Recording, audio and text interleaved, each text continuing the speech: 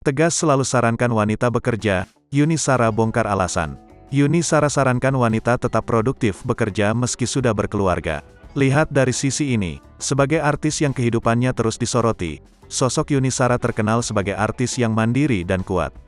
Telah hidup sendiri sejak bercerai dengan Henry Siahaan pada 2008 silam, membuat Yuni Shara terbiasa dengan segala sesuatunya seorang diri. Ini juga termasuk dirinya yang terus bekerja keras untuk memenuhi hidupnya dan juga buah hatinya. Rupanya, kakak Krisdayanti ini juga ingin menanamkan rasa kemandirian itu kepada semua wanita. Maka, selama ini ia sering menekankan agar para wanita tetap bekerja meski sudah menjadi seorang istri. Aku selalu nyuruh perempuan itu untuk bekerja, karena apa? Karena meskipun sudah berkeluarga kan, kadang kita ingin selipin uang ke ibu kita, ujar Yuni Shara saat mengisi acara Tonight Show.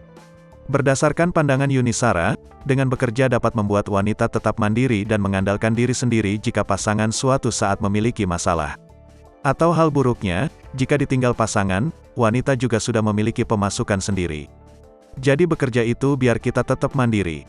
Kalau suatu saat pasangan kita lagi tidak produktif, perempuan bisa kerja, jelas Yuni Shara dilansir dari TikTok @malamterang2, Sabtu tanggal 22 Oktober tahun 2022.